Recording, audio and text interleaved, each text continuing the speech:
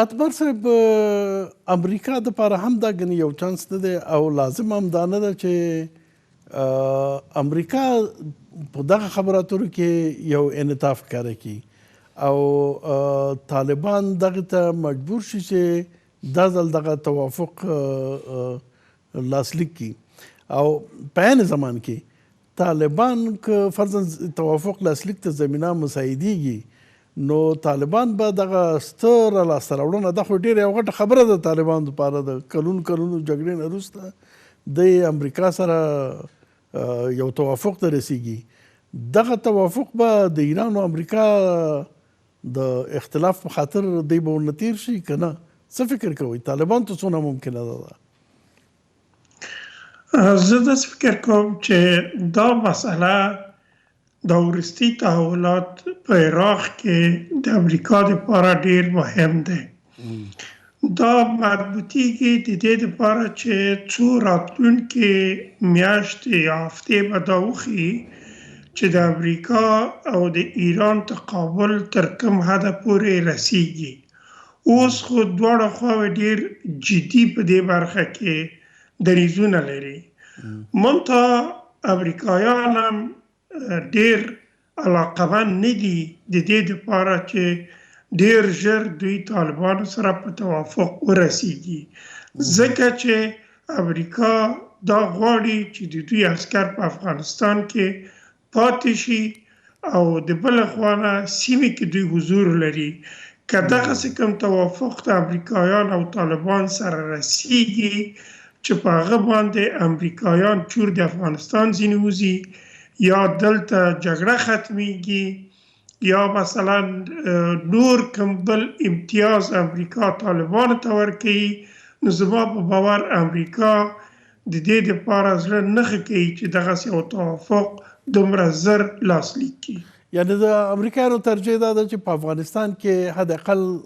دغه اوس کوم بحراني حالت چې دی په دې کې پاتې شي، دلته خپل حضور ولري. تر کوم وخته پورې چې د ایران مسله حل شوې نه وي او د سیمې مسله حل شوې نه وي، امریکایان علاقمند نه دي چې طالبانو سره په کوم توافق ورسیږي. د بلې خوا نه په خپله عراق کې د هغوی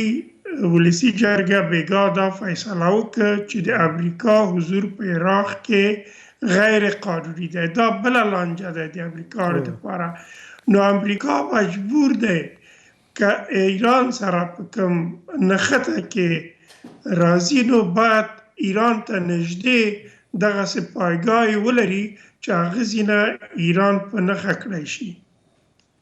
نو صحیح ده، داسې که د امریکا هدف دغسې وي او د امریکا ګټه بیا نو دغه مذاکراتو پیلېدلو ادامه بیا خو خپل مفهوم د لاسه ورکوي، ځکه توقع خو بیا نشته د سولې نو. ځکه دا سوله خو په دې ده چې د افغانستان امریکایي عسکر وځي، که پاتې کېږي خو طالبان موافقه نه کوي، نو بیا دا خبرې څه معنا لري؟ همدغه مشکل دی چې زه داسې فکر کوم چې نه به کوم توافق وشي، ځکه دغه توافق تر یو حده پورې تکمیل و، آخري مرحله و چې هغه باید امضا شي کوم ډیویډ کې، خو د ټرمپ د یو ټویټر په وسیله باندې دغه ټول پروسه مختل شو. اوس هم زه داسې فکر کوم چې دغه توافق به نه امضا کېږي، حداقل دومره زر به نه امضا کېږي. که امضا هم شي وروستی حالاتو پورې به مربوط شي چې د امریکا مشکل په سیمه کې، په منځني ختیځ کې، په افغانستان کې د ایران سره کومې خواته مخته ځي. که دا ایران سره دغه جګړه محدوده شي یا یو مصالحه یا یو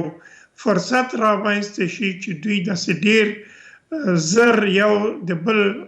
مقابل ته ورنشي، نو بیا هغه مذاکرات بیرته قوي کېدی شي. نو تاسو فکر کوئ آیا ایران دغه توانایي لري چې وضعیت دا کړکېچ لا زیات کړي او تقابل خواته لاړ شي؟ زه داسې فکر نه کوم. ایران خپل هم اوس د دې تمایل نه لري چې امریکا سره په کوم ځای کې مستقیما مقابل شي، ځکه چې دا اخطار د امریکا ولسمشر ورکړه چې موږ په ایران ډیر زر که عکس العمل د ایران د وینو د هغوی 52 ټکي چې موږ ځایونه چې موږ په نښه کړي دي هغه به تر خپل برید لاندې ونیسو. ایران دې ته چمتو نه دی اوس چې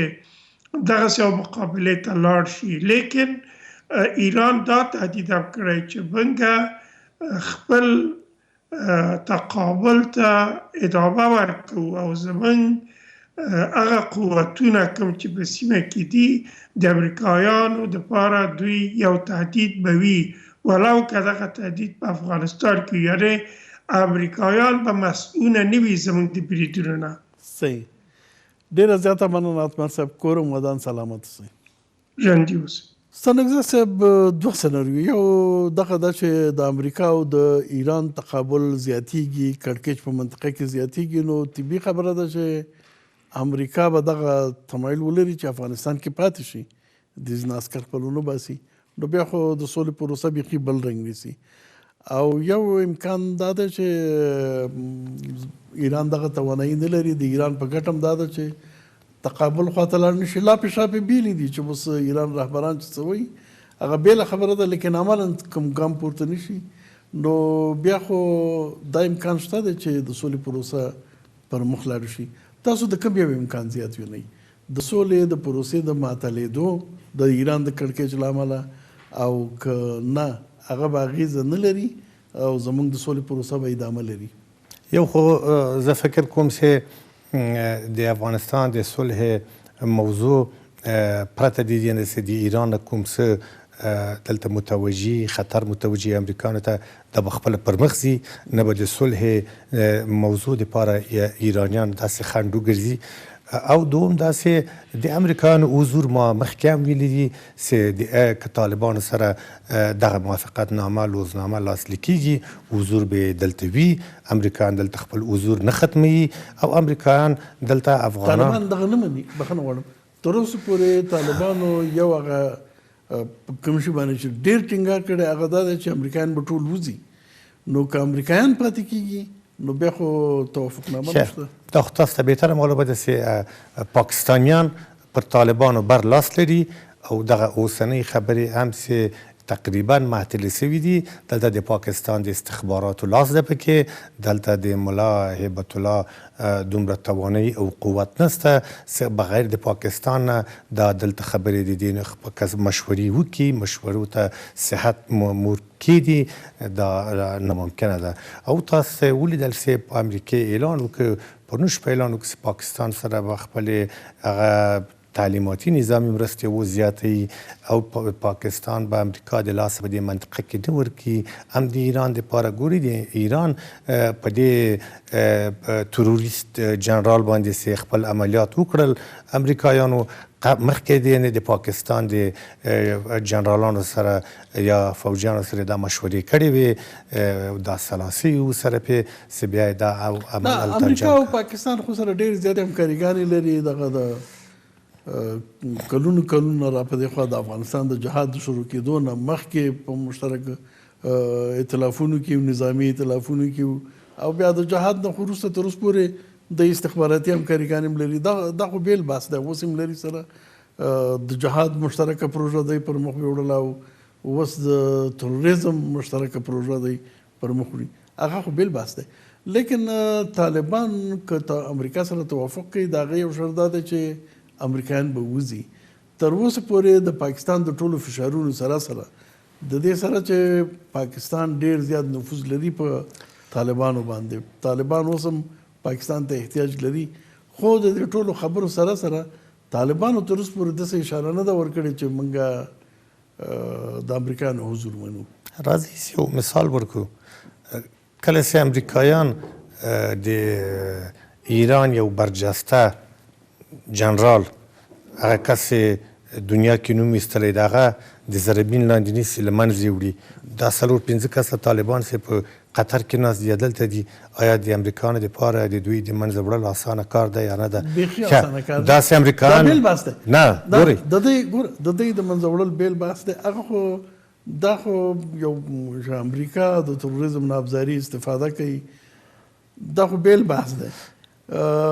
زه هم په دې باور یم چې بالکل دا کار کوي شو، خو دا کار نه کوي، ځکه که دا کار یې وکړه خو د امریکا ټوله لوبه بیا پای ته رسېږي. نو زما اوس هدف دا دی چې طالبان تر اوسه پورې دا اشاره نه ده ورکړې.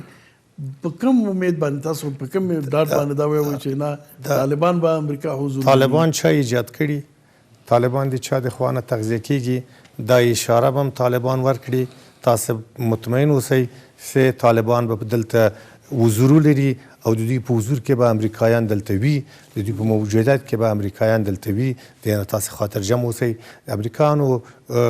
دلته شتون هم د افغانانو په خیر ده، هم په ګټه ده، او غیر حضور دلته د دوی عدم حضور د دې بیا نور مسایل رامنځته کوي. مداخلې دلته کیږي، هم د شمال لخوا اوس مداخلې داعش راغی، دا جنګونه دي، هره ورځ وژنې دي.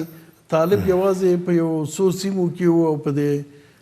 د امریکایانو حضور سبب شو چې ټول افغانستان ته ورسیږي.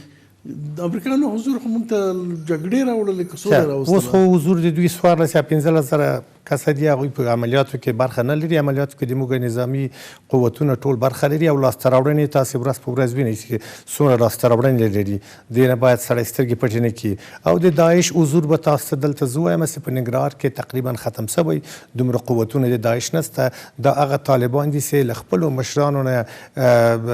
مخ اړولی دی او تعداد او یا په هرو سوریه او عراق نه خلک راغلي دي. زه د کونړ او زمونږ په کونړ کې داس خلک دي چې څوک په ژبه نه پوهېږي، خارجي طالبان دي، داعشیان دي. مطلب یوازې هغه کسان نه دي چې خپلو رهبران نه مخ اړول. خیر یو تعداد محدود به کله چې د مجاهدینو جنګ د شوروي پلوه حکومتونو سره و، دلته عربان هم موږ لیدل چې وو، خلکو بالله حتی فرانسویانو دا نور. اوس به طبعا داسې یو نیم کسان موجودیت ولري. ولې یو شی زه بل تاسو هم چې دغه مذاکرات د طالبانو چې اوس بیا ادامه پیدا کړې ده له هغه سره له خلیلزاد سره، دا به انتهایی نه وي ځکه دلته به دوی ماتلی. ټوله خبردار ده چې افغانستان دولت څه وخت دغه اوسنۍ د نتایجو پایلې نهایي کوي او دا دوم پړاو هم تاییدیږي. باید له دې نه بیا دوی هغه موافقتنامه کوله او کې په اوربند باندې سره خبرې کولې او د افغانستان دولت سره خبرې ده. بله موضوع دا ده چې هره ډله هره ټپله چې په افغانستان کې شته، که سیاسیون دي که غیر سیاسیون دي که ټول دي، دوی باید د افغانستان د آینده دولت د اجنډا لاندې په طالبانو سره دا خبرې وکړي. دا هم د امریکایانو سره د افغانستان دولت خبرې کړي، هم د افغانستان د دولت نظریه او هم د افغانستان د عام خلکو نظریه ده. دلته چې څوک راځي د دې میزون شاته خو داسې نه دي. عملاً چې څه واقع کېږي هغه دا دي چې طالبان سره مستقیما خبرې روانې دي، ډېرې ډلې دي چې مستقیما خبرې کوي. او د ټول نه مهمه دولت خبر ده او کنه د امریکا ور سره خبرې کوي. دا خو نو نه اصلي طرف په امریکا تاسو دوه ځلې ویلي چې طالبان د افغانستان دولت په رسمیت نه پیژني او خبرې نه کوي. ګورئ د طالبانو جنگ له محقق سره ده، د طالبانو جنگ له عطا سره ده، د طالبانو جنگ له کرزي صاحب سره ده، خو دوی سره نه ده کنه. د طالبانو جنگ خو د افغانستان د دولت سره ده. دا باید عقل ومني چې د افغانستان دولت دلته موجود وي. طالبان دا حق نه لري چې له نورو ډلو ټپلو سره دلته خبرې وکړي. د افغانستان د مسایلو په مورد کې حق لري او که نه لري. عملاً دغسې واقع ده، دغسې خبره روانه ده. په دې بحث نه کوو حق لري که نه لري، دا بیل بحث ده. اوس وخت زموږ کم دی، لیکن عملاً دغسې روانه ده چې مستقیما امریکا او طالبان خبرې کوي، حکومت یې څومره خبر نه دی. محب چې تاسو یاد کو دغه شکایت هم ده، رئیس جمهور هم دا شکایت کوو چې موږ خبر نه او خبرې کېږي او د نورو ډلو سره خبرې کېږي، حکومت ورسره خبر نه دی. هوتکی صاحب په هر ترتیب امریکایانو حضور کې ادامه پیدا کوي. افغانستان کې سوله راتلی شي که نه؟ که طالبان دغه ومني، اول طالبان ته دا ممکنه ده چې ومني چې امریکایانو حضور دلته وي، او بل که امریکایانو حضور ادامه پیدا کوي دا به افغانستان ته سوله راولي که نه؟ د امریکایانو حضور په افغانستان کې طالب خو مشهوره یو افغان هم نسي زغملی. نور امریکا موږ ته څه راکړي دي په دا 13 کالو کې؟ امریکا خو تر جنگ تر خرابۍ تیره تر فساد تیره په فساد یې اخته کړلو خرابي یې ورسوله امریکا موږ ته څه شي راکړي دي د خپلو ګټو د خپلو هدفونو دپاره راغلی چې تقریبا 50% خپل هدف ته رسېدلی نور هم رسیږي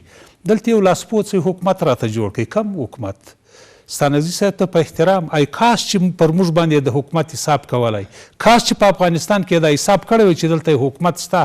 بیا چې دلته پر موږ حساب وکړي چې افغانان یو حکومت لري بیا نو امریکا چې کاره ده چې په خپل سر باندې هر څه کوي دلته د شپې د خوا عملیاتونه د مور بم چې استعمال کوي اوس نیم جلال آباد په دا مرض اخته دی که ما حکومت درلودی پوښتنه یې کوله کې نه کول چې دا کم بم و چې تا استعمال کوي دا ضرر لري کې نه لري د چا په اجازه د استعمال څو دایشان دې پکښې مړه کړه تصویران خو یې راکړه په خپل سر چې عملیاتونه کوي واده چې ویشتی بله ولي خو دلته دا حکومت د امریکایانو په عینه کې نشته هر څه د امریکا په لاس کې دی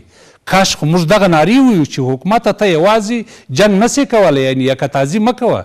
ته که حکومت وې نو په ولس باندې حکومت یې ته مخ راواړوه ولس ته په یوه لاس باندې ښاغلی اشرف غني لاس مه پرېوه ته دا ټولې ډلې ټپلې دا ټول سیاسیون دا ټول مشران دا ټول جهادي څیرې دا ټول در سره یو ځای که یو قوت جوړېږي بیا به امریکا هم ستا سره خبرې کوي یو څه به وهم در څه وکړي اد اقل یو څه شرم خو به در څه وکړي طالب بم تا ونازوي اوس طالب خپل نارې وي زه نارې وم طالب خو لا موږ په قطر کې ناست اوس دغه ښاغلي اشرف غني سره څوک ناست دي دا ستانکزی صاحب دا ته دا زه د افغانستان دا سیاسیونو قرباني ورکړې د افغانستان ته که یا دا جهادي څیرو ورکړې ده که یا ملي څیرو ورکړې ده که یا استادانو ورکړې ده خو ټول قرباني ورکړې ښځه او نر ټول قرباني ورکړې ده په لیاز د خدای اوس هلته وایي ته به نه یې خو نو یوازې ته به یې ته چې نو یوازې به څه جوړ کړې حکومت هر وخت حکومت به په خپل ځای پرېږدو خبره دا ده چې امریکایان که دلته پاتې کېږي تاسو ویلي چې امریکایان چې دلته راغلي دي افغانان غواړي چې د امریکایانو شتون په افغانستان کې ختم سي خو دی چې کله وځي خو مسؤلانه شتون مسؤلانه وتل مسؤلانه شتون که شتون وي هم د افغانستان د اساسي قانون تر چتر لاندې به وي او که وتل وي هم مسؤلانه به وځي د افغانستان څخه دی چې راغلی دی زه په بدبختیو یې اخته کړم الته ګوره دا یو پیغور دی چې ما ته یې راکړی دی یعنې ما نه دی زغملی دا زموږ سیاسیونو به م اورېدلی که بیا نه یې اورېدلی خامخا یې اوري دا د امریکا سفیر وویلی چې ما خپل د ماموریت په دوره کې په افغانستان کې یو جوړ سړی ونه لیدی ټول سیاسیون په مرض اخته دي مریضان دي ناجوړه دي ټول د خپل شخصي جیبو دپاره کار کوي د شخصي ګټو دپاره دا د یو افغان پایس باندې څوک نشي زغملی چې د ده یو سفیر پر ما باندې د ناجوړي نوم یږدي نو زما دپاره خو دا ډېره نو ما دې زما ماته سي چې ولې که دغه اشرف غني ډېر بد دی صحیح ده خو دا سیاسیون دي ټول ورسي چې ورور د دار دروازه ستا نه ده دا خلاصه که زما سره خبرې وکړه د افغانستان د سولې په باب خبرې کوو دا خو یوازې ستا جایداد نه دی نه ستا قواله پر افغانستان راوړې دغه د انتخابات هغه ته د جانکیري په فرمایش رالې کښېنستلې ډاکټر عبدالله یو رئیس جمهور سو ډاکټر اشرف غني بل رئیس جمهور سو اوس بالا بس د افغان ولس یې نور نسي زغملی نو طالب یې بیا څنګه ومني د سولې دپاره اول موږ په خپلو کې اول حکومت مکلف دی ښاغلی غني مکلف دی ډاکټر صاحب غني دا مکلف دی ولې دی د حکومت په راس کې دی دی مکلفیت لري چې خپلو خلکو ته خدمات وړاندې کړي نور ګرد خدمات موږ وربخښلي دي اخښلي مو وربخښلي دا د سولې په خاطر د سولې په باب دي ولس ته سیاسیونو ته مخ واړوي دا 15 ځوانان چې هلته ناست دي څوک څنګه مشورې ورکوي څوک څنګه مشورې ورکوي په یو ګل نه پسرلی کېږي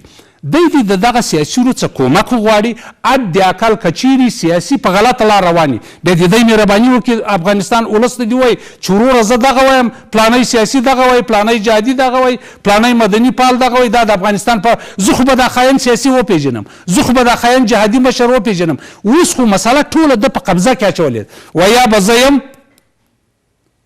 زما په قول به کوئ ټول زما نظر به ټول تاییدوي نو تاسې ټول ښه خلک یاست که نه یاست نو زه مو نه منم په دا رقم خو حکومت نه کېږي په دا رقم خو پاچاهي نه کېږي د ورځې څو وژل کېږي زما ځوان زوی مړ سو صحیح ده زه اوس پر د اشرف غني ورکوم والله بلا کې پر ورکوم د دې ځان ته اشرف غني وي دغسې په زرګونو میندې بې اولاده کېږي د ورځې په سوونو میندې بې اولاده کېږي پلرونه بې زامنو کېږي نو ازبرای خو دا تر څه وخته اوس زه تا وزغمم اشرف غني چې په سیمېټو دیوالو کې ناست ډاکټر عبدالله زه تا وزغمم دغه تور بمبار زه وزغمم زه باید سولې ته ولاړ سم لاره خلاصه کړم سوله لاره دا ده په یو ځای کولو کې په اتحاد کې په یوه خوله باندې په اتفاق باندې د پاکستان سره دشمني اخیستې ده پر چیش باندې د وخته څه درته معلوم چې پاکستان مکمل رول د افغانستان د جهاد څخه راشروع تر اوسه پورې لري دشمني نشي کولی ورسه وروري ورسره وکړه ورسه د ایران سره خپله وروري وکړه د روسانو سره خپله وروري وکړه ته یو ټیم جوړ کړه متاسفانه چې موږ دغه ټیم نه لرو موږ دغه د بل سره چې خبرې کوو دا ټیم په موږ کې نشته اوس دغه دا یو مثال زه در کوم دا دوی ته چې ولاړه دوبۍ ته ولاړه دغه ځوانان چې څو کسان ولیږل تو خدای دا د سولې په تعارف باندې پوهېدله دا زه دا سلام رحیمي سپېژري صاحب ورته احترام لرم خو دلته چې 15 کسان نور ورته ناست وای اجدین محمد یې پسې واخیستی هغه سپینږیری ورته پاته و یعنې دا اجدین محمد په افغانستان کې برخه نه لري یعنې دا کرزی په افغانستان کې برخه نه لري کرزی هېڅوک نه دی د رباني صاحب زوی هېڅوک نه دی دا ډاکټر عبدالله هېڅوک نه دی سیاف هېڅوک نه دی سیاف صاحب حکمتیار هېڅوک نه دی پیر صاحب هېڅوک په داسې خو نه کېږي نه د تاریخ په اوږدو کې په افغانستان کې یوې ډلې یوې ټپلې یو حزب یو تنظیم حکومت نه دی کړی هر چا چې یوازې ډنګولې ده خراب شوی دی پر دا بله راوښتی دی موږ دغه وایو دی په خپلو شي سره یو ځای سي که چیرې اشرف غني وایي غل چې نه تښتي بل دې وتښتي که اشرف غني خبره نه مني باید بیا دا ټول سیاسیون مهرباني وکړي دا دې ټول ورټول سي چا وروره ته پر کومې خوا روان یې راسه چې دا پاچي دې ایسته که رئیس جمهور نه یو ساده افغان هغه د لوګر پخوانی استاذ یې د پانتون دی دې وایي زه د پخوانی د پانتون استاذ یم راسي پر دغه افغاني ټغر کښې نو وروره د افغانستان مسله کومې خواته روان ده زما خو سر ولاکه په خلاص راسي تاسې په ګډه باندې یو شی جوړ کړو چې هم د امریکایانو سره وغږېږو هم د طالب ورونو سره وغږېږو هم د پاکستان همسایه ورور سره وغږېږو هم د ایران همسایه سره وغږېږو هم د روسانو یو مشترکه ملي طرحه دې جوړه کړي چې ټول افغانستان پکې شریک وي زه په دې باندې اطمینان لرم چې په 3 میاشت کې د افغانستان هر څه ختمیږي جنګونه ختمیږي مګر په داسې حال باندې کله وایي پاکستان یې منځوي کوي کله وایي پلانه یې منځوي څه شي دې منځوي کړه په لیاز د خدای ډېره زیاته مننه کور مدان سلامت اوسئ ګران لیدونکو تاسو نه هم مننه چې تر اوسه پورې موږ سره وئ راتلونکي بحث پورې په خدای سپارو الله مو مل